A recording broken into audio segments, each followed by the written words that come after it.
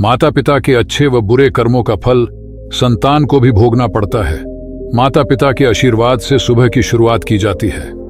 उन्हीं की कृपा से सुख समृद्धि व धन धान्य की अपार कृपा होती है। हमारे पिता सोमदत्त जोशी कहते थे कि जो बीजेंगे वहीं काटेंगे, उसी से आने वाली पीढ़ियों का भविष्य निर्भर करता है। माता पिता के अच्छे व बुरे कर्मों का फल संतान को भी भोगना पड़ता है। वे कहते थे कि कभी भी पहल देनी है तो इंसान को देना, पैसा तो आनी जानी चीज है। यदि लंबे समय तक कामयाबी हासिल करनी है तो इंसानों के दिलों में राज करना आना चाहिए। उन्होंने अपनी जिंदगी के 30 साल गरीब मजदूर यूनियनों की सेवा में दिल्ली में इसी दम पर लगाए। वे बताते थे कि राहों के सरकारी स्कूल में पढ़ते समय एक बार उनसे अध्यापक ने उनसे पूछा कि तुम बड़े होकर क्या बनना चाहते हो? तो हमारे पिता ने कहा कि मैं वो काम करना चाहता हूं कि मेरे मरने के बाद दुनिया मुझे मेरे अच्छे कामों के लिए याद रखे। उन्होंने सारी जिंदगी हमें यही प्रेरणा दी कि अपने लिए जिए तो क्या जिए, तू जी ए दिल जमाने के लिए।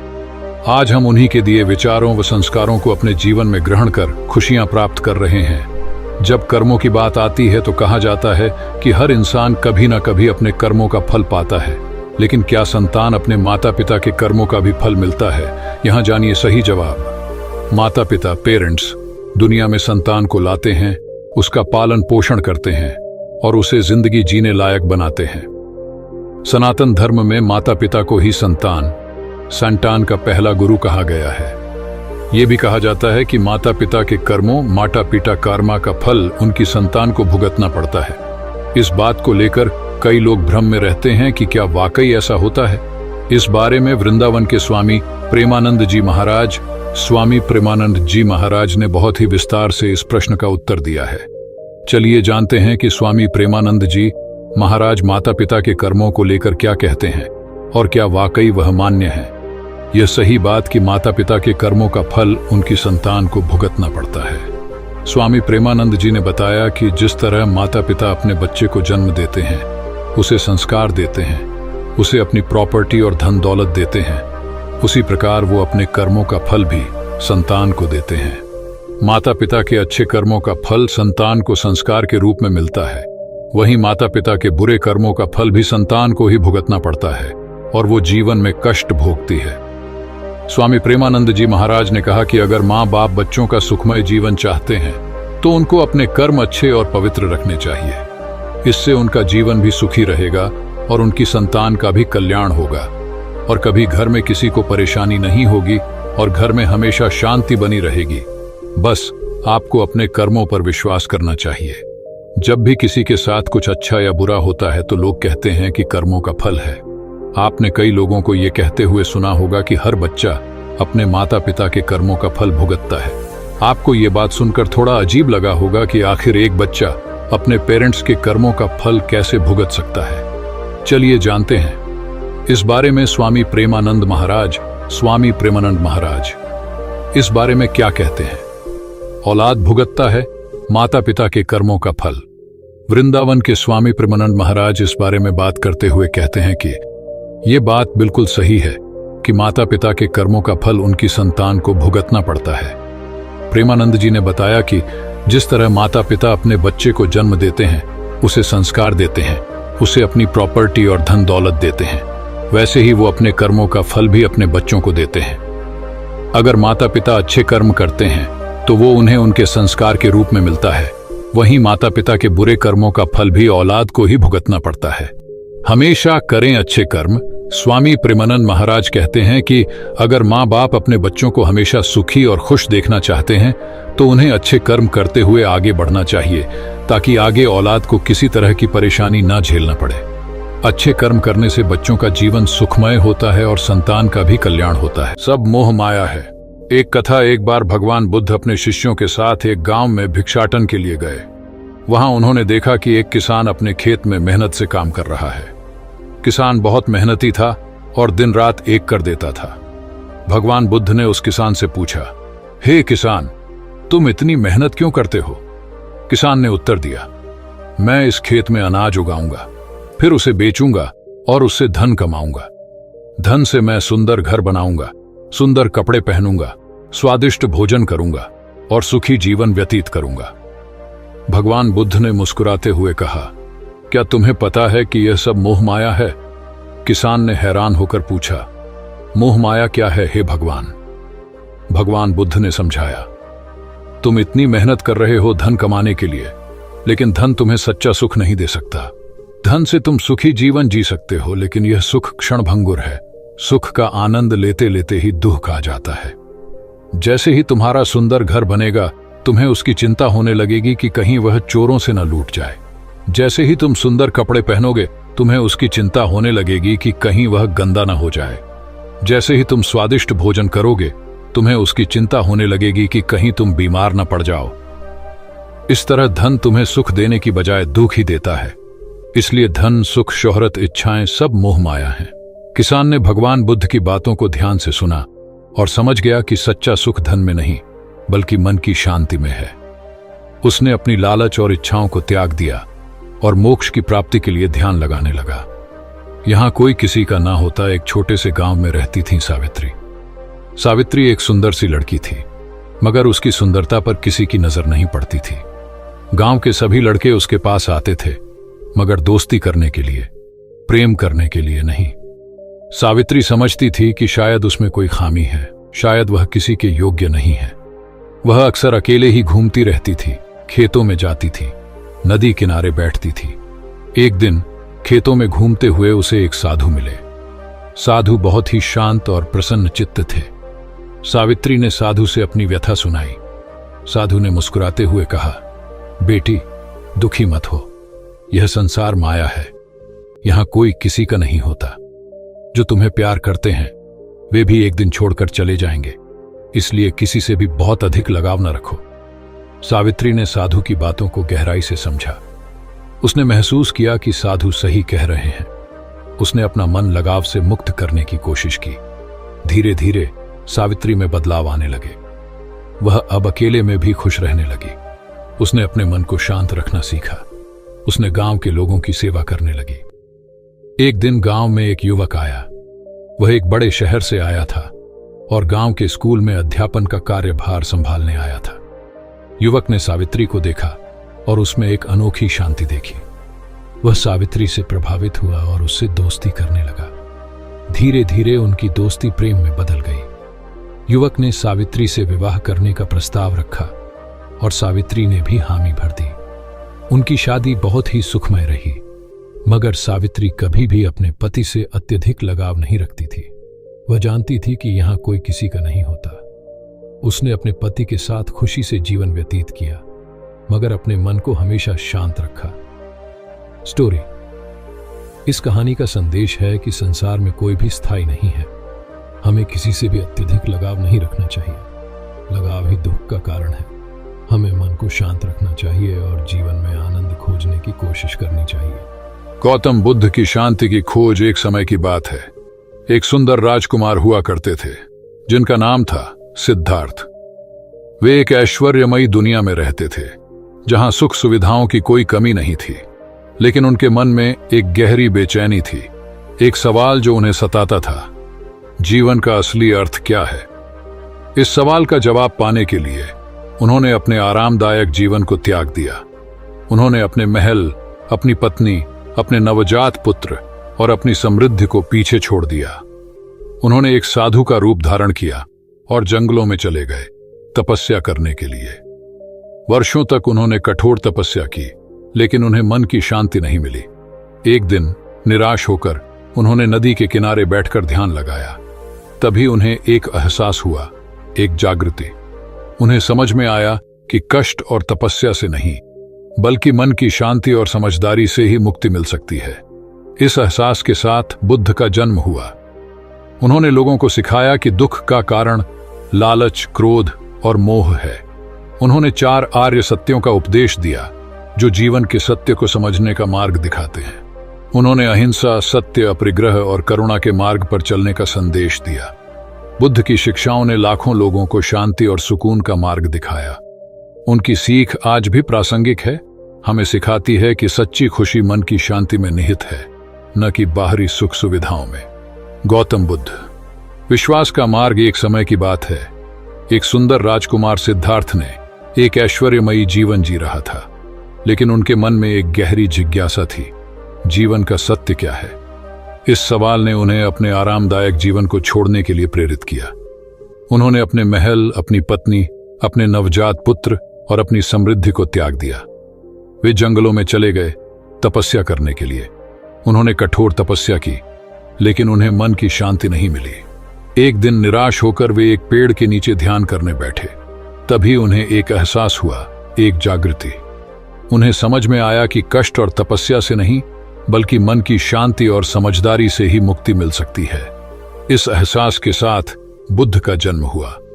उन्होंने लोगों को सिखाया कि दुख का कारण लालच, क्रोध और मोह है। उन्होंने 4 आर्य सत्यों का उपदेश दिया: दुख का अस्तित्व, दुख का कारण, दुख का अंत और दुख के अंत का मार्ग। बुद्ध ने लोगों को अहिंसा, सत्य, अपरिग्रह और करुणा के मार्ग पर चलने का संदेश दिया। उन्होंने सिखाया कि सच्चा विश्वास अपने भीतर की शक्ति में है और उस शक्ति का उपयोग कर हम अपने जीवन को बदल सकते हैं। बुद्ध की शिक्षाओं ने लाखों लोगों को प्रेरित किया है। उनकी सीख हमें सिखाती है कि सच्ची शांति और खुशी हमारे भीतर ही निहित है और हम इसे प्राप्त कर सकते हैं विश्वास और समझदारी के माध्यम से। मोह का बंधन तोड़ने वाला एक समय की बात है। एक सुंदर राजकुमार सिद्धार्थ ने एक ऐश्वर्यमयी जीवन जी रहा था। उनके पास धन दौलत, सुंदर पत्नी और एक प्यारा पुत्र था, लेकिन उनके मन में एक गहरी बेचैनी थी। उन्हें जीवन का असली अर्थ समझ नहीं आ रहा था। इस बेचैनी ने उन्हें अपने आरामदायक जीवन को छोड़ने के लिए प्रेरित किया। उन्होंने अपने महल, अपनी पत्नी, अपने नवजात पुत्र और अपनी समृद्धि को त्याग दिया। वे जंगलों में चले गए तपस्या करने के लिए। वर्षों तक उन्होंने कठोर तपस्या की, लेकिन उन्हें मन की शांति नहीं मिली। एक दिन निराश होकर वे एक पेड़ के नीचे ध्यान करने बैठे। तभी उन्हें एक एहसास हुआ, एक जागृति। उन्होंने समझा कि मोह यानी लालच, क्रोध और लोभ ही दुख का कारण है। इस एहसास के साथ बुद्ध का जन्म हुआ। उन्होंने लोगों को सिखाया कि मोह से मुक्ति पाने का मार्ग है मध्य मार्ग। यह मार्ग न तो कठोर तपस्या का है, न ही सुख विलास का। यह एक संतुलित मार्ग है, जिसमें न तो बहुत अधिक त्याग है, न ही बहुत अधिक भोग। बुद्ध ने लोगों को अहिंसा, सत्य, अपरिग्रह और करुणा के मार्ग पर चलने का संदेश दिया। उन्होंने सिखाया कि सच्ची शांति और खुशी मोह से मुक्ति में निहित है। आत्मा का ज्ञान प्राप्त करने वाला एक समय की बात है। एक सुंदर राजकुमार सिद्धार्थ ने एक ऐश्वर्यमयी जीवन जी रहा था। उनके पास धन दौलत, सुंदर पत्नी और एक प्यारा पुत्र था, लेकिन उनके मन में एक गहरी बेचैनी थी। उन्हें जीवन का असली अर्थ समझ नहीं आ रहा था। इस बेचैनी ने उन्हें अपने आरामदायक जीवन को छोड़ने के लिए प्रेरित किया। उन्होंने अपने महल, अपनी पत्नी, अपने नवजात पुत्र और अपनी समृद्धि को त्याग दिया। वे जंगलों में चले गए तपस्या करने के लिए। वर्षों तक उन्होंने कठोर तपस्या की, लेकिन उन्हें मन की शांति नहीं मिली। एक दिन निराश होकर वे एक पेड़ के नीचे ध्यान करने बैठे। तभी उन्हें एक एहसास हुआ, एक जागृति। उन्हें आत्मा के सच्चे स्वरूप का ज्ञान प्राप्त हुआ। इस ज्ञान के साथ बुद्ध का जन्म हुआ। उन्होंने लोगों को सिखाया कि दुख का कारण अज्ञानता है और मुक्ति का मार्ग आत्मज्ञान है। उन्होंने 4 आर्य सत्यों का उपदेश दिया: दुख का अस्तित्व, दुख का कारण, दुख का अंत और दुख के अंत का मार्ग। बुद्ध ने लोगों को अहिंसा, सत्य, अपरिग्रह और करुणा के मार्ग पर चलने का संदेश दिया। उन्होंने सिखाया कि सच्ची शांति और खुशी आत्मज्ञान में निहित है। समय बर्बाद मत करो। यहाँ से आपको समय के महत्व को समझने और उसे सही तरीके से उपयोग करने के लिए मंत्रित किया जाता है। अपना समय बर्बाद मत करो। हम साथ मिलकर समय को एक नए दृष्टिकोण से देखें और हमारे सपनों को साकार करने के लिए उसे सही तरह से निर्धारित करें। जोश भरी कहानियों, नई प्रेरणादायक विचारों और उपयोगी संदेशों से भरपूर यह आपको समय के मूल्य को समझने और उसे सही तरह से उपयोग करने के लिए एक उत्कृष्ट स्रोत प्रदान करता है। अपना समय बर्बाद मत करो। जीवन का हर क्षण महत्वपूर्ण है और हम आपको आपके समय को समझने और महसूस करने की यह महत्वपूर्ण कला सिखाते हैं। समय के बारे में कहा गया है कि यह कभी किसी के लिए नहीं रुकता, हमेशा आगे बढ़ता ही चला जाता है। आपकी अगर 1 सेकंड में बेवजह वेस्ट हो गई ना, तो आप बहुत लोगों से पीछे हो रहे हो, क्योंकि क्या पता उसे 1 सेकंड में कितने लोगों ने मेहनत करके आपको डिसर्विंग से नॉन डिसर्विंग बना दिया हो। कितने लोगों ने आपको पीछे छोड़ दिया सिर्फ इस वजह से क्योंकि आप अपना टाइम बर्बाद कर रहे थे। और सबसे बुरी बात पता क्या है? तुम्हें ये शुरू से पता होता है कि तुम अपना टाइम वेस्ट कर रहे हो, और ऐसा पता होने के बाद भी अगर हम लगातार अपने टाइम का मिसयूज कर रहे हैं, जब हमारे पास टाइम होता है हम तब कुछ नहीं करते, क्योंकि तब हमारे पास सही समझ नहीं होती जिससे हम वक्त और उसकी अहमियत को पहचान सके। और जब समझ आती है ना, तब वक्त आज से निकल चुका होता और केवल पछतावा होता है। आपने कहावत सुनी होगी, अब पछताए क्या होता है, जब चिड़िया चुग गई खेत। यानी सही समय पर किया गया काम ही अच्छे रिजल्ट को दे सकता है। कभी किसी को लगता है कि उसका अच्छा टाइम चल रहा है, तो किसी को लगता है कि उसका टाइम बहुत खराब चल रहा है। लेकिन टाइम कभी भी बुरा नहीं होता। आपके जीवन में हर समय की तरह भी अच्छा है। बस आपको ये पता होना चाहिए कि आपको कब, क्या और कैसे अपना काम करना है। सफल आदमी वही होता है जिसे अपने टाइम का सही यूज करना आ गया हो। हर अच्छे, बुरे, सफल, असफल आदमी के जीवन में उतना ही समय होता है जितना आपके पास है। ऐसे में समय को बर्बाद करने की कोशिश करना भी मूर्खता है। अगर आप समय को बर्बाद करोगे ना, तो समय खुद आपको बर्बाद कर देगा। इसके ऑपोजिट, यदि आप समय की इंपॉर्टेंस को जानते हैं, टाइम की वैल्यू करते हैं, तो डेफिनेटली आप कुछ बड़ा कर जाएंगे। एक्चुअली हमें जो करना है ना, वो चाहे एग्जाम की तैयारी हुई या फिर जॉब के लिए प्रिपरेशन करना हो, कोई भी काम हो, हम डिसाइड तो कर लेते हैं कि हमें ये करना है, लेकिन हम इसके बारे में आगे काम नहीं करते। कैसे और कब करना है, इसके बारे में कोई प्लानिंग नहीं करते या उसको शुरू ही नहीं करते। जब काम करने का मन बना लिया है ना, तो सिर्फ सोच सोच के ये अपना टाइम क्यों वेस्ट कर रहे हो। कल कर लूंगा, आज सो लेता हूं, कल से पक्का कर लूंगा, बस यही बहाने चल रहे हैं। और यही तुम्हारी कल पर टालने की आदत तुम्हारी सबसे बड़ी दुश्मन है। ये तुम्हारा सिर्फ आज का बहाना नहीं है, ये तुम्हारे डेली के टुडे वेस्ट हो रहे हैं। आज तुम्हारा बर्बाद हो रहा है। मनुष्य के लिए कुछ भी असंभव नहीं है। मनुष्य के लिए कुछ भी असंभव नहीं है, लेकिन दुख की बात है कि उसे स्वयं पर ही विश्वास नहीं होता कि उसके भीतर इतनी शक्तियां विद्यमान हैं। अस्तित्व में मौजूद हर वस्तु में ऊर्जा है। मनुष्य के भीतर भी ऊर्जा का असीम स्रोत है, लेकिन वह कभी यह विश्वास नहीं कर पाता है कि ऐसी अद्भुत और विलक्षण ऊर्जा उसके भीतर निहित है। मनुष्य अगर ठान ले तो इस ऊर्जा की बदौलत कुछ भी कर सकता है। मनुष्य अपनी ऊर्जा को हर जगह खोजता है, लेकिन अपने भीतर झांक कर नहीं देखता। वह हथेलियों से अपनी आंखें ढककर अंधकार की शिकायत जरूर करता है, लेकिन अपने भीतर नहीं झांकता।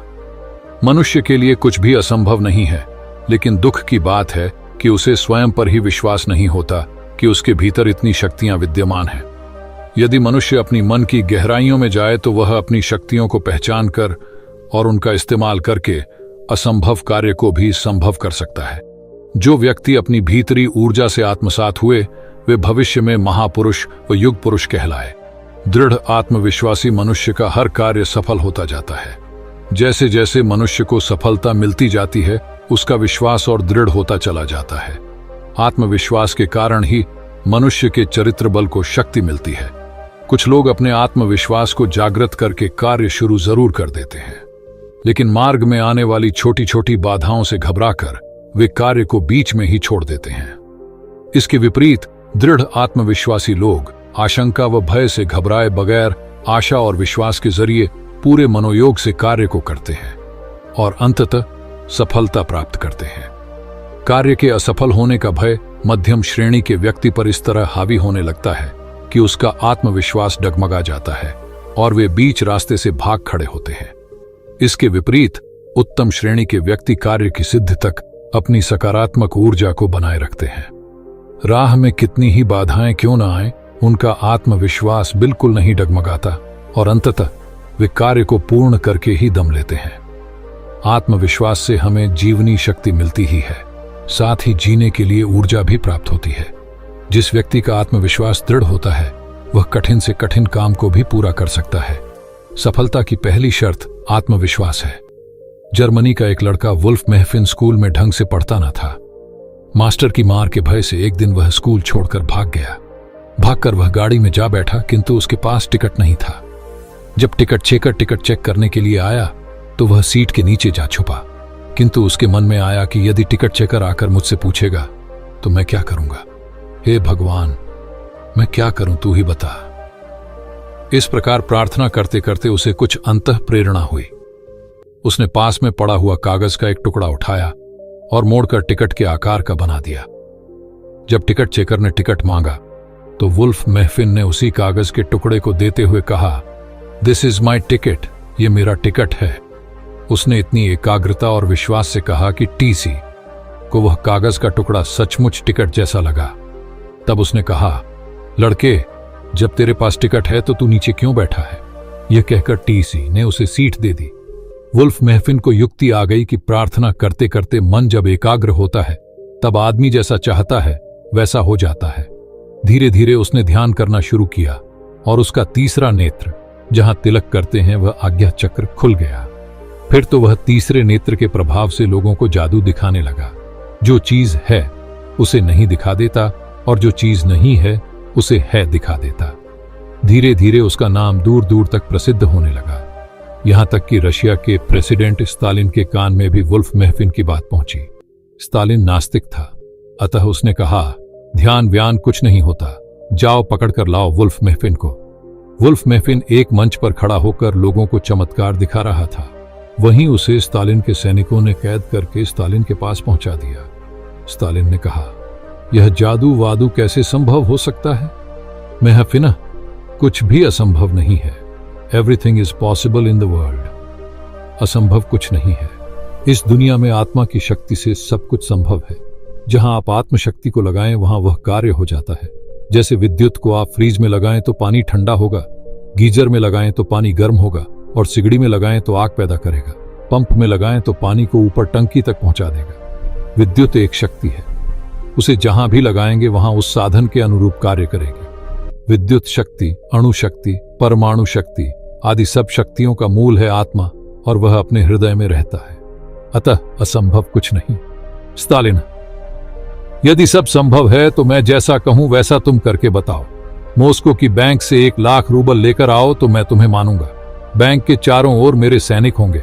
तुम किसी और से पैसे लेकर नहीं जाओगे, बैंक में खाली हाथ जाओगे और बैंक वाले से 1 लाख रूबल लेकर आओगे। महफिना, मेरे लिए असंभव कुछ नहीं है। मुझे ध्यान की कुंजी पता है। महफिन गया बैंक के कैशियर के पास और कागज लेकर उसे भरा और भी जो कुछ करना था वह किया। फिर वह पर्ची कैशियर को दी। कैशियर ने 1 लाख रूबल गिनकर महफिन को दे दिए। महफिन ने वे रूबल ले जाकर स्टालिन को दे दिए। स्टालिन हतप्रभ रह गया कि यह कैसे संभव हुआ। देखिए, अगर आप हार नहीं मानते तो आपको कोई नहीं हरा सकता। यह एक मजबूत प्रेरणादायक बयान है जो हमें सामरिक और व्यक्तिगत जीवन में सफलता की ओर आगे बढ़ने की प्रेरणा देता है। यह अभिप्रेत वाक्य हमें बताता है कि हमारी मनोबल और सामरिक प्रतिभा की शक्ति, जब हम किसी चुनौती के साथ लड़ते हैं तो हम किसी भी दुश्मन को हरा सकते हैं। प्रत्येक इंसान के जीवन में हार जीत एक आम अनुभव होता है। हर कोई कभी न कभी किसी चीज में हार जाता है, लेकिन हमारा प्रतिस्पर्धी भाव, लगन और समर्पण हमें पुनः उठने और जीतने की क्षमता प्रदान करते हैं। जीवन में हार को स्वीकार करने की बजाय हमें इसे एक अवसर के रूप में देखना चाहिए। हार हमें सिखाती है कि हम अपनी कमियों पर काम करें और मजबूतियों को और बढ़ावा दें। हमें विफलता को एक सीख के रूप में ग्रहण करना चाहिए और उससे सीखना चाहिए ताकि हम अगले प्रयास में बेहतर कर सकें। हारने की भावना हमें निराशा में डालती है और हमारे स्वयं के आत्मविश्वास को कम करती है। यह हमारे सामरिक और व्यक्तिगत विकास को रोक सकती है। इसलिए हार के बजाय हमें संघर्ष करना चाहिए। जब हम संघर्ष करते हैं तो हमारी इच्छा शक्ति और सामरिक प्रतिभा जागृत होती है। संघर्ष हमें नए अवसर, नए कौशल विकसित करने और महत्वपूर्ण अनुभव प्राप्त करने का मौका देता है। हम विश्वास के साथ आगे बढ़ते हैं और अपनी सीमाओं को पार करने की कोशिश करते हैं। जीतने की ताकत हमारे अंदर ही होती है। हमें अपने सपनों, लक्ष्यों और उच्चतम मानदंडों के प्रति विश्वास रखना चाहिए। जब हम अपनी सीमाओं को छोड़कर आगे बढ़ते हैं तो तो हम अपनी सीमाओं को विस्तारित करते हैं और नए होराहा तक पहुंचते हैं। यह स्वयं की सीमाओं को परिभाषित करने की एक मान्यता है जो हमें आगे बढ़ने के लिए प्रेरित करती है। हारने की भावना कई तत्वों से प्रभावित हो सकती है, जैसे कि डर, निराशा, निर्भरता और आत्मविश्वास की कमी। हमें इन तत्वों के साथ निपटने और सकारात्मक मार्ग का चयन करने की जरूरत होती है। हमें खुद को एक सशक्त और निर्भर व्यक्ति के रूप में देखना चाहिए और स्वयं के क्षमताओं पर विश्वास करना चाहिए। हमें खुद को संघर्ष करने के लिए प्रेरित करना चाहिए और विफलता को अपनी प्रगति का एक साधन मानना चाहिए। संघर्ष और सफलता स्वाभाविक अंग हैं। हम अपने आसपास देखते हैं, कई महान व्यक्तित्व और उद्यमी ने अपने जीवन में कठिनाइयों का सामना किया है और उन्हें पराजित भी किया है। समस्याओं और चुनौतियों से निपटने का महत्वपूर्ण तत्व है हमारी मानसिक दृष्टि। हमें सकारात्मकता की दृष्टि से चुनौतियों को देखना चाहिए और उन्हें एक अवसर के रूप में स्वीकार करना चाहिए। हमें यह सोचकर बढ़ना चाहिए कि यह एक मौका है हमारी प्रगति का, एक मौका हमारी क्षमताओं को निर्माण करने का और अवसरों को आगे बढ़ाने का। इस प्रकार अगर हम हार को स्वीकार नहीं करते हैं और संघर्ष करते रहते हैं, तो हमारी संघर्षशीलता, आत्मविश्वास और मनोबल हमें असाधारण सफलता तक पहुंचा सकते हैं। हमें अपने लक्ष्यों की ओर अग्रसर रहना चाहिए और हमेशा जीत की उम्मीद रखनी चाहिए। इससे हम अवसरों को प्राप्त करते हैं और अपनी सफलता की सीमाओं को पार करते हैं। इसलिए हमें हार मानने के बजाय संघर्ष करें और अपने सपनों को हकीकत में बदलने के लिए निरंतर प्रयास करते रहना चाहिए। किसी ने खूब कहा है कि भी मन के हारे हार है, मन के जीते जीत। कहने का अर्थ हार मानने या किसी समस्या के आगे घुटने टेकने की बजाय हमें अपने मन पर काबू पाने की, मन को मजबूत बनाकर रखने का प्रयास करना चाहिए। तभी हम जीवन में सफलता सकते हैं। अगर आप स्वयं हार नहीं मानते तो यकीन मानिए आपको इस दुनिया में कोई नहीं हरा सकता।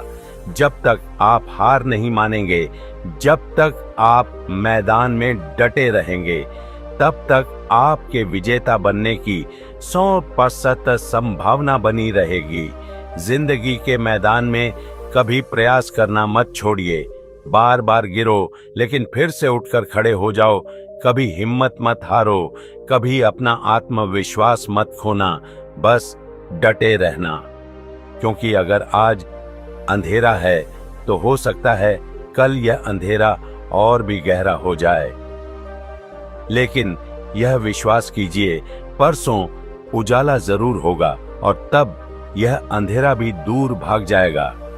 जब हम सही रास्ते पर चल रहे हो और हमें अपनी मंजिल करीब नजर आती हो तो हमें बहुत खुशी महसूस होती है, पर जरूरी नहीं कि हम अपनी मंजिल तक पहुंच जाए, क्योंकि मंजिल तक पहुंचने के छोटे छोटे रास्ते को भी दूरी तय करनी पड़ती है और कई बार उस दूरी में रास्ते बंद हो जाते और हम कहते हैं कि हमारी किस्मत खराब है या यह हमारे भाग्य में नहीं था। लेकिन हमें हार नहीं माननी है और एक नया रास्ता चुनना है और किस्मत को यह बताना कि हम अपना भाग्य स्वयं लिख सकते हैं, क्योंकि हम जानते हैं कि रुक जाएंगे तो मंजिल नहीं मिलेगी और जिसको कोई रास्ता नहीं मिलता वह थक कर हार मान जाता है और उसी रास्ते पर एक जगह खड़ा होकर खुद को किस्मत के भरोसे छोड़ देते हैं। जरा ध्यान से सोचिए कि ये लसे आप ओटीडी बस से हर खेल किस्मत का है या हाथों की लकीरों का। सच तो यह है कि बिना हाथ वालों की भी किस्मत होती है। देखिए, किसी को कुछ नहीं पता कि कब क्या होगा, हमें बस अपनी किस्मत खुद बनानी है। आपको जीवन के इस मैदान में एक कुशल खिलाड़ी की तरह डटे रहना है। हो सकता है कि कोई और सफलता मिल जाए, लेकिन कोई भी एक और सफलता आपके जीवन को और सफल बना सकती। इसलिए फिर से उठो और ऐसी छलांग मारो कि सारी दुनिया आपकी मुट्ठी में आ जाए।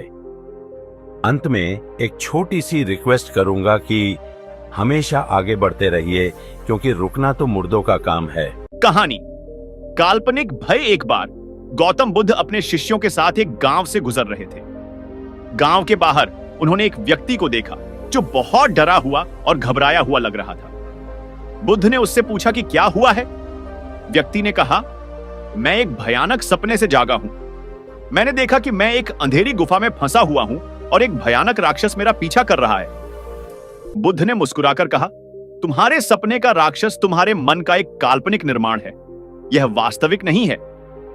व्यक्ति ने कहा, लेकिन यह बहुत वास्तविक लग रहा था। बुद्ध ने कहा, हमारे भय अक्सर हमारी कल्पना की उपज होते हैं। हम उन चीजों से डरते हैं जो वास्तव में मौजूद नहीं है। बुद्ध ने आगे कहा, यदि तुम अपने भय का सामना करना चाहते हो तो तुम्हें उन्हें समझना होगा। तुम्हें यह जानना होगा कि वे कहां से आते हैं और वे क्या दर्शाते हैं। व्यक्ति ने बुद्ध की बात सुनी और उसने अपने भय का सामना करने का फैसला किया। उसने ध्यान और चिंतन का अभ्यास करना शुरू कर दिया। धीरे धीरे उसके भय कम होने लगे। एक दिन वह बुद्ध के पास वापस आया और कहा, मैंने अपने भय पर विजय प्राप्त कर ली है। अब मैं किसी भी चीज से नहीं डरता।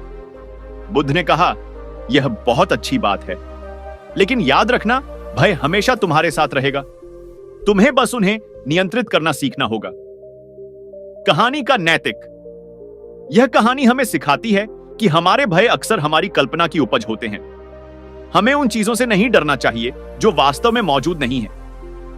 यदि हम अपने भय का सामना करना चाहते हैं तो हमें उन्हें समझना होगा और उन्हें नियंत्रित करना सीखना होगा। गौतम बुद्ध ने अपने जीवन काल में अनेकों उपदेश दिए, कहानियां सुनाई और दृष्टांत प्रस्तुत किए, जिनका उद्देश्य मानव मन की जटिलताओं को उजागर करना, भय, क्रोध, लोभ, मोह जैसे विकारों से मुक्ति का मार्ग प्रशस्त करना और सत्य, शांति और करुणा का मार्ग दिखाना था। उनके द्वारा बताई गई कहानियों में से एक महत्वपूर्ण विषय है भय की प्रकृति और उसका काल्पनिक स्वरूप। बुद्ध ने बार बार इस बात पर जोर दिया कि हमारे अधिकांश डर हमारी कल्पना की उपज होते हैं, वास्तविक नहीं। वे हमें जकड़ लेते हैं, हमारी प्रगति को बाधित करते हैं और हमें अनावश्यक पीड़ा देते हैं। यहां गौतम बुद्ध की कुछ कहानियों और उपदेशों का विस्तृत विवरण प्रस्तुत किया गया है जो इस विषय पर प्रकाश डालते हैं। 1. राक्षस का भय। एक बार बुद्ध एक गांव से गुजर रहे थे। उन्होंने देखा कि एक व्यक्ति बहुत डरा हुआ और घबराया हुआ बैठा है। बुद्ध ने उससे पूछा कि क्या हुआ है। व्यक्ति ने बताया कि उसे रात में एक भयानक सपना आया था जिसमें उसने एक राक्षस को देखा था जो उसका पीछा कर रहा था। बुद्ध ने मुस्कुराकर कहा, तुम्हारे सपने का राक्षस तुम्हारे मन का एक काल्पनिक निर्माण है। वह वास्तविक नहीं है, तुम्हारे मन ने ही उसे बनाया है। बुद्ध ने आगे समझाया कि हमारे भय अक्सर हमारी कल्पना की उपज होते हैं। हम उन चीजों से डरते हैं जो वास्तव में मौजूद नहीं है। हम भविष्य की अनिश्चितताओं से डरते हैं, असफलता से डरते हैं, मृत्यु से डरते हैं और ऐसे ही अनगिनत काल्पनिक भय हमें घेरे रहते हैं। इस कहानी का निहितार्थ, यह कहानी हमें सिखाती है कि हमें अपने भय का विश्लेषण करना चाहिए। हमें यह समझना चाहिए कि क्या वे वास्तविक खतरों पर आधारित हैं या केवल हमारी कल्पना की उपज हैं। यदि वे काल्पनिक हैं तो हमें उन्हें त्याग देना चाहिए। 2. नदी पार करने का भय। एक अन्य कहानी में बुद्ध ने अपने शिष्यों को एक नदी पार करने के लिए कहा। नदी गहरी और तेज बह रही थी। कुछ शिष्य नदी को देखकर डर गए और पीछे हट गए, लेकिन कुछ शिष्य जिन्होंने बुद्ध के वचनों पर विश्वास किया नदी में उतरे और सफलतापूर्वक पार कर गए। बुद्ध ने उन शिष्यों को समझाया जो डर गए थे कि उनका डर केवल उनके मन में था। नदी उतनी खतरनाक नहीं थी जितनी वे सोच रहे थे। उनका भय उन्हें आगे बढ़ने से रोक रहा था। इस कहानी का निहितार्थ, यह कहानी हमें सिखाती है कि भय हमें अवसरों से वंचित कर सकता है। जब हम डरते हैं तो हम नए अनुभवों से कतराते हैं, चुनौतियों का सामना नहीं करते हैं और अपनी पूरी क्षमता का उपयोग नहीं कर पाते हैं। 3. अंधेरे का भय। बुद्ध ने एक बार कहा था कि मनुष्य अंधेरे से नहीं डरता, बल्कि अंधेरे में छिपी हुई अनजानी चीजों से डरता है। जब हम अंधेरे में होते हैं तो हमारी कल्पना सक्रिय हो जाती है और हम तरह तरह की भयावह कल्पनाएं करने लगते हैं। इस कथन का निहितार्थ, यह कथन हमें बताता है कि हमारे भय का स्रोत अज्ञान और अनिश्चितता है। जब हम किसी चीज के बारे में नहीं जानते हैं तो हम उससे डरते हैं। इसलिए ज्ञान और समझ भय को दूर करने के लिए महत्वपूर्ण उपकरण है। 4. भय पर विजय। बुद्ध ने सिखाया कि भय पर विजय पाने का सबसे अच्छा तरीका है उसका सामना करना। जब हम अपने भय का सामना करते हैं तो हम पाते हैं कि वे उतने डरावने नहीं हैं जितना हम सोचते थे। उन्होंने ध्यान और विपश्यना जैसी तकनीकों का भी उपदेश दिया जो मन को शांत करने और भय को नियंत्रित करने में मदद करती है। 5. भय और आसक्ति। बुद्ध ने यह भी समझाया कि भय का एक मुख्य कारण आसक्ति है। जब हम किसी चीज से बहुत अधिक जुड़े होते हैं तो हम उसे खोने से डरते हैं। इसलिए अनासक्ति का अभ्यास भय को कम करने में मदद करता है। 6. भय और कर्म। बौद्ध धर्म में कर्म के सिद्धांत के अनुसार हमारे वर्तमान कर्म हमारे भविष्य को प्रभावित करते हैं। यदि हम नकारात्मक कर्म करते हैं तो हमें नकारात्मक परिणामों का सामना करना पड़ सकता है। यह विचार कुछ लोगों में भय पैदा कर सकता है, लेकिन बुद्ध ने समझाया कि कर्म का सिद्धांत हमें डराने के लिए नहीं है, बल्कि हमें अपने कार्यों के प्रति जिम्मेदार बनाने के लिए है। यदि हम अच्छे कर्म करते हैं तो हमें अच्छे परिणाम मिलेंगे। सामिन, भय और मृत्यु। मृत्यु एक ऐसा विषय है जो लगभग सभी मनुष्यों में भय पैदा करता है। बुद्ध ने मृत्यु की प्रकृति को समझाया और बताया कि यह जीवन का एक अपरिहार्य हिस्सा है। उन्होंने पुनर्जन्म के सिद्धांत का भी उपदेश दिया जो मृत्यु के भय को कम करने में मदद करता है। 8. भय और निर्वाण। बौद्ध धर्म का अंतिम लक्ष्य निर्वाण है, जो सभी प्रकार के दुखों और भयों से मुक्ति की अवस्था है। निर्वाण को प्राप्त करने के लिए हमें अपने मन को शुद्ध करना होगा और सभी प्रकार के विकारों से मुक्त होना होगा। मानव जीवन में अधिकांश भय काल्पनिक और शंकाएं निराधार हैं। एक किसान था, उसने अपने खेत में गन्ने उगाने की सोची। यह बात उसने अपने घर वालों को भी बताई। सब बहुत खुश हुए कि गन्ने चूसने को मिलेंगे और घर में गुड़ और खांड की भी कमी नहीं रहेगी। रात को गन्ना लगाने को लेकर किसान के मन में कई उलझनें पैदा होने लगी। उसके मन में आया कि हमारे पड़ोसी के लड़के बड़े बदमाश हैं। यदि गन्ना बोया तो ये सारा गन्ना उखाड़ ले जाएंगे और मेहनत के बावजूद हमारे हाथ कुछ भी नहीं आएगा। वह गुस्से में भर उठा। इसी उलझन व गुस्से में उसे रात भर नींद नहीं आई। सुबह होते ही किसान पड़ोसी के घर जा पहुंचा और लगा झगड़ने। उसने कहा, तुम्हारे लड़के बड़े बदमाश हैं। हमारे खेत में घुसकर गन्नों को हाथ भी लगाया तो टांगें तोड़कर रख दूंगा। पड़ोसी ने पूछा कि भाई, कौन से गन्नों के खेत की बात कर रहे हो जिसे मेरे लड़कों ने उजाड़ दिया है? तभी पड़ोसी के लड़के भी बाहर निकल आए और बोले, काका, हमारा झूठा नाम मत लगाओ, नहीं तो हम सचमुच सारा खेत उजाड़ डालेंगे। यह सुनकर किसान और भी तैश में आ गया और बोला, मुझे पता था तुम ऐसा ही करोगे, इसीलिए मैंने आज तक गन्ना बोया ही नहीं और आगे भी कभी गन्ना नहीं बोऊंगा। देखता हूं तुम सब अब कैसे गन्ने उखाड़ोगे। प्रायः ऐसा ही होता है। हम काल्पनिक संदेहों में घिरे रहकर न केवल आगे नहीं बढ़ पाते, अपितु बिना कारण परेशानियां तक मोल ले लेते हैं।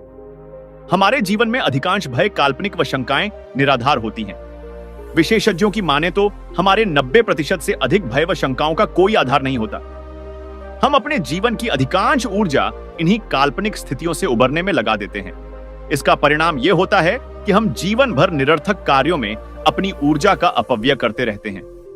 काल्पनिक स्थितियों के कारण ही कई बार हम लोगों से दुश्मनी तक मोल ले लेते हैं। किसी भी काम को प्रारंभ करने से पूर्व उसके विभिन्न पहलुओं को अच्छी प्रकार से देख लेना अच्छी बात है, ताकि उसके क्रियान्वयन में बाधाएं ना आएं। लेकिन निरर्थक सोच विचार करने से हमारे मन में भी अनेकानेक काल्पनिक स्थितियां उत्पन्न होने लगती हैं। हम मन ही मन उन काल्पनिक परिस्थितियों से मुकाबला करना भी प्रारंभ कर देते हैं। इससे हमारा मानसिक द्वंद्व बढ़ जाता है, जबकि वास्तविकता यह होती है कि उन समस्याओं का अस्तित्व ही नहीं होता। ऐसे में उस कार्य को करने का हमारा उत्साह कम हो जाता है और सफलता संदिग्ध हो जाती है। कई बार तो हम इन काल्पनिक स्थितियों से इतना घबरा जाते हैं कि हमारा संकल्प ही कमजोर पड़ जाता है और हम कार्य प्रारंभ करने की दिशा में बढ़ ही नहीं पाते। काल्पनिक भय क्यों आता है? काल्पनिक भय का कारण, काल्पनिक भय हमेशा अज्ञान की कमी से उपजता है। जब मनुष्य को यह झात नहीं होता कि जीवन कैसे जीना चाहिए, किन चीजों को महत्व देना चाहिए और किन चीजों की उपेक्षा कर आगे बढ़ना चाहिए, तो मनुष्य को उन चीजों से लगाव हो जाता है जिनसे बाद में भय उत्पन्न होता है। काल्पनिक भय से आशय मन में उठने वाले उन नकारात्मक ख्यालों नेगेटिव थॉट्स से है जिससे मनुष्य निराश हताश रहता है। इस तथ्य फैक्ट को जानते हुए कि मेरे जीवन में सब सही है, इसके बावजूद मन भयभीत होता है। भविष्य में कुछ बुरा ना हो जाए, इस वजह से मन में बेचैनी और विचलन बढ़ता जाता है। अतः संक्षेप में कहें तो कुछ बुरा हो जाने के विचारों को ही काल्पनिक भय कहा जाता है। आइए जानते हैं मनुष्य को मुख्यतया किन बातों का भय होता है। 1. मान सम्मान खो जाने का भय, अमाइंडर 2. पसंदीदा वस्तु के छिन जाने या टूट जाने का डर, और 3. प्रिय इंसान से दूर हो जाने का डर, एंड 4.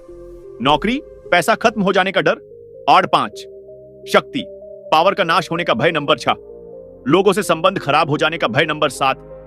अपने या अपनों के प्रति अन्याय होने का डर। यह कुछ प्रमुख कारण है जिनकी वजह से मनुष्य का दिमाग हमेशा उसे डर के साए में जीने को विवश करता है।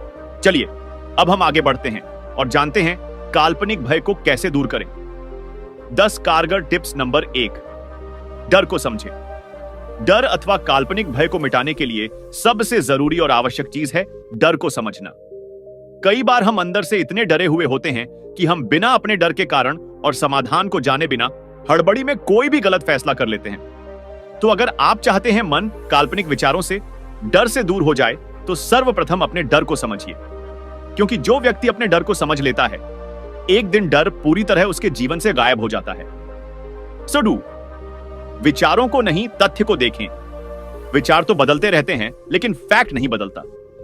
विचार हो सकता है आपको अमेरिका ले जाए, पर फैक्ट इंसान को उसकी औकात, हकीकत बता देता है।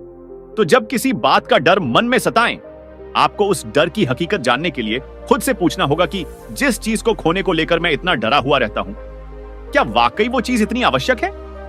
उदाहरण के लिए, आपने कोई कीमती सामान खरीदा हुआ है, वो गाड़ी, घर, जमीन इत्यादि हो सकता है, और अब आपको यह डर सताता है कि कहीं उस सामान में किसी तरह की हानि, टूट फूट न हो जाए, और इस डर के कारण आप दिन रात उदास रहते हैं, आपकी नींद उड़ गई है। तो इस काल्पनिक भय से दूर होने के लिए सबसे पहले जाइए और पता करिए क्या वाकई वो चीज, सामान असुरक्षित है। अगर फैक्ट ये है कि ऐसा कुछ नहीं है, मन का भ्रम है, तो फिर डरने की कोई जरूरत नहीं है। और इसके बाद भी अगर डर सता रहा है, तो डर से मुक्त होने के लिए आप उस कीमती सामान को बेच दीजिए, क्योंकि याद रखें, संसार में कोई भी चीज आपकी शांति, आपके सुकून से बड़ी हो ही नहीं सकती। अगर कोई चीज आपके सर चढ़ रही है, तो बोल दीजिए, नहीं चाहिए तू। जिस इंसान के लिए जिंदगी में शांति, प्रेम, सच्चाई सबसे बड़ी बात है, तो फिर जो भी चीज आपको जिंदगी में डराती है, आप उसे छोड़ने के लिए तैयार हो जाते हैं। अय्यागढ़ 3, खुद को तोड़िए। अब तक हमने जिस वस्तु या सामान की बात की, उनका त्याग संभव है, क्योंकि अपने चयन के लिए व्यक्ति इन चीजों को छोड़ सकता है। पर सोचिए, अगर परिवार के किसी सदस्य को लेकर मन में आपके कोई काल्पनिक भय सताता है, तो क्या करें? मान लीजिए आपका बच्चा दूर शहर अकेले पढ़ाई करने के लिए गया हुआ है, और आपको यह चिंता रहती है कि कहीं बच्चा बिगड़ ना जाए, कहीं वो बुरी संगत में, बुरी आदतों में न फंस जाए। तो ऐसी स्थिति में चूंकि आप बच्चे को यह तो नहीं कह सकते कि तू घर वापस आ जा, क्योंकि आप भली भांति पढ़ाई की अहमियत जानते हैं। तो सवाल आता है, ऐसे में डर सताए तो क्या करें? जब ऐसी स्थिति ऐसी हो, तब जिंदगी में फिर थोड़ा सा हिम्मत लानी होती है। तब स्वयं से कहना होता है कि मैंने अपना धर्म निभाया है, मैंने बच्चे के लिए वो किया है जिसमें उसकी भलाई है। अब बच्चा बिगड़ेगा या सुधरेगा ये मेरे हाथ में नहीं, बस मैं अपना कर्तव्य निभा रहा हूं। इस तरह जब आप अपना फर्ज निभाते हैं और भविष्य की चिंता राम को सौंप देते हैं, तो आप अंत में पाते हैं कि जो हुआ अच्छा हुआ। इसलिए अगर सही काम को करने में डर लगे, जी घबराएं, तो पीछे ना हटे। दर्द होता है, मन को तो सहें, लेकिन जो सही है, सच्चा है, जिंदगी में वो करें। कंडन 4, ईमानदारी से आगे बढ़ना। अब हम में से लगभग सभी को भविष्य को लेकर कोई ना कोई चिंता जरूर सताती है। अगर आप भी पाते हैं कि कोई बात आपके जहन में छा गई है, कोई विचार आपको दिन भर परेशान करता है, तो सबसे पहले समझिए कि जिस बात को लेकर आप डर रहे हैं, उस बात में कितनी सच्चाई है। और एक बार ये जान गए, तो अब आपका काम है उस डर को खत्म करने की दिशा में प्रयास करना। उदाहरण के लिए, आप बेरोजगार युवा हैं और नौकरी की टेंशन है, तो ऐसी स्थिति में नौकरी पाने के लिए प्रयास करना ही आपका सबसे बड़ा दायित्व है। धीरे धीरे जब आप प्रयास करेंगे, तो आपको शुरुआत में छोटी ही सही नौकरी मिल जाएगी, और इस तरह जिंदगी में आप फिर जो भी बेहतर काम करना चाहते हैं, उस दिशा में आगे बढ़ सकते हैं। असली बात है ईमानदारी से प्रयास करना। विज्ञापन 5, स्वयं को कमजोर न माने। दो व्यक्ति हैं, इनमें से एक है जो व्यक्ति स्वयं को कमजोर, लाचार और नाकामयाब मानता है, जबकि दूसरा व्यक्ति है जो खुद को सामर्थ्यवान, होशियार, भाग्यवान मानता है। अब कहने की आवश्यकता नहीं कि इन दोनों में से किस व्यक्ति को जीवन में ज्यादा डर सताएगा। जी हां, कमजोरी निशानी होती है डर की। जो व्यक्ति खुद को लाचार, दूसरे पर आश्रित मानता है, वो कभी भी एक निडर जिंदगी नहीं जी सकता। तो अगर आप पाते हैं जिंदगी में कुछ अनहोनी होने के विचार हमेशा दिमाग घूमते रहते हैं, तो यह दर्शाता है कि आप बलहीन हैं। आप स्वयं को यह भी नहीं कह पा रहे हैं कि जो होगा देख लेंगे, बस मैं सही काम, सही जिंदगी जीऊंगा। और जो व्यक्ति यह कह देता है और जो सही है चुपचाप वर्तमान में करता है, फिर ऐसा व्यक्ति निडर होकर जिंदगी जीता है। यानंशा, डर से आगे मीठा है प्रेम। जीवन में अगर आपको छोटी छोटी बातों का बेहद डर है, तो समझ लीजिए जीवन में प्रेम की बेहद कमी है। प्रेम के बिना जीवन नीरस है, सूखा और बेजान है। लेकिन प्रेम आते ही जीवन मानो बदल जाता है। इंसान पहले जैसा ही नहीं रहता। उसके जीवन में सच्चाई, शांति और समझ आ जाती है। फिर ऐसे इंसान को छोटी छोटी बातें, तो क्या अगर कोई मारने की भी धमकी दे तो वह नहीं डरता। तो अगर जीवन में निडरता चाहिए तो ऐसा प्रेम अकस्मात नहीं आएगा, बल्कि प्रेम सीखना पड़ता है। जो चीज जिंदगी में करने लायक है, महत्वपूर्ण है, उसे निष्काम भाव से करना ही प्रेम का सूचक है। जब आपके लिए कोई चीज इतनी जरूरी हो जाती है जिसके लिए आप अपना सब कुछ सौंपने के लिए तैयार हो जाए, तो समझ लीजिएगा वास्तव में प्रेम हुआ है। चैप्टर 7, जो चीज असली है उसका डर नहीं। इंसान जीवन में कई तरह की नकली चीजों को इकट्ठा करता है और उनको बचाए फिरता है, फिर चाहे वो घर हो, जमीन हो, परिवार और सगे संबंधी हो। लेकिन कितना ही वह उन्हें बचा ले, एक समय बाद सब कुछ नष्ट हो जाता है, यहां तक कि वह खुद भी खत्म हो जाता है। लेकिन जीवन में जितनी भी असली चीजें हैं, जैसे शांति, बोध, सच्चाई, प्रेम, इन्हें बचाने की आवश्यकता नहीं पड़ती। और यही चीजें वास्तविक धन है। इन्हें आप जितना बांटते हैं उतना आपके पास बढ़ती जाती है। इसीलिए कबीर साहब कहते हैं, वो धन संचय करें जो आगे काम आए। अब आप खुद अपनी जिंदगी को देख लीजिए, आप असली को बचा रहे हैं या फिर नकली को बचाने के प्रयास में जीवन गंवा रहे हैं। अजाट, जिसे समय छीन ले उसको बचाना का प्रयास ठीक नहीं। कई बार हमें अपनी किसी प्रिय वस्तु के खो जाने का भय होता है, वहीं दूसरी तरफ मन का एक कोना उस चीज को खुद से दूर न होने देने के लिए संघर्ष करता रहता है। अतः मन में एक ऐसा द्वंद्व, युद्ध खड़ा होता है जिसमें इंसान के लिए फैसला कर पाना मुश्किल होता है। अगर आपकी जिंदगी में भी जब ऐसी स्थिति आती है, जब आपको दिन रात किसी चीज के खो जाने का या किसी इंसान के दूर हो जाने का डर लगा ही रहता है, तो समझ जाइएगा आप मोह और लगाव के कारण किसी ऐसी चीज को बचाने का प्रयास कर रहे हैं जो आपके हाथ में ही नहीं है। उदाहरण के लिए, आपकी पसंदीदा बाइक के खो जाने या नष्ट हो जाने का भय आपके दिमाग में हरदम घूमता है, तो समझ लीजिए आपने गलत चीज को महत्व दे दिया है। क्लाउडिनो, खुद को सही कार्य में झोंक दें। अगर किसी फालतू के विचार से भयभीत हैं, तो आपके एक ही उपाय काम आएगा, वह यह है कि खुद को किसी ऊंचे काम में समर्पित कर दें। जब आप खुद को किसी बड़े मिशन में समर्पित कर देते हैं, तो फिर ये चीजें आपको परेशान नहीं करती। कल्पना कीजिए, बॉर्डर में कोई युद्ध छिड़ा हुआ है और आप एक सैनिक हैं, तो बताइए युद्ध के दौरान आप लड़ाई करेंगे या फिर रणभूमि में इस बात की परवाह करेंगे? एक बार बुद्ध एक गांव से गुजर रहे थे, जहां कुछ लोगों ने उनका अपमान किया और बुरा भला कहा। उनके एक शिष्य आनंद बहुत परेशान हो गए और बुद्ध से कहा कि हमें यहां से चले जाना चाहिए। बुद्ध ने उत्तर दिया, अगर हम इस गांव से चले जाएंगे तो क्या होगा अगर अगले गांव के लोग भी हमारा अपमान करेंगे? आनंद ने कहा, तब हम अगले गांव चले जाएंगे। बुद्ध ने कहा, और फिर उसके अगले गांव? क्या हम हमेशा भागते रहेंगे? हमें अपनी प्रतिक्रिया पर नियंत्रण रखना सीखना होगा, न कि दूसरों के व्यवहार पर। यह कहानी दिखाती है कि बुद्ध हमें दूसरों के व्यवहार से अप्रभावित रहना और अपनी प्रतिक्रियाओं को नियंत्रित करना सिखाते हैं। यही सच्ची खुशी का मार्ग है। जब हम दूसरों की राय की परवाह करना छोड़ देते हैं, तभी हम वास्तव में खुश रह सकते हैं।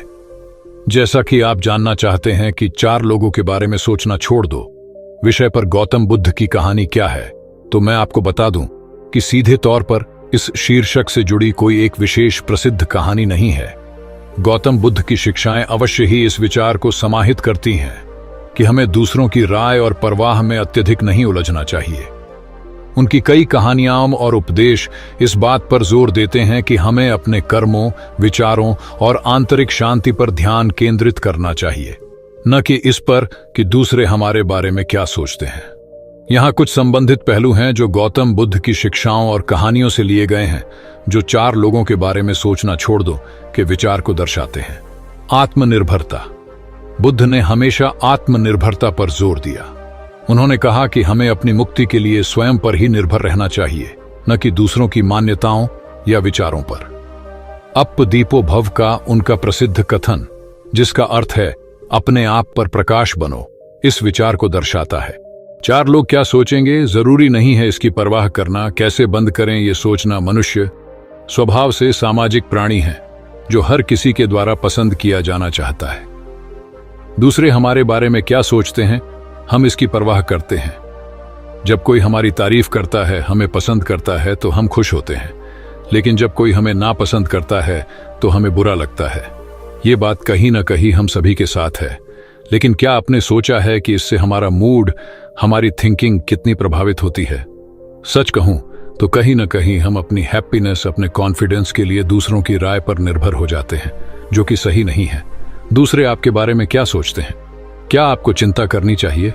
शायद नहीं, क्योंकि हमसे बेहतर हमें कोई नहीं समझ सकता कि हम क्या हैं।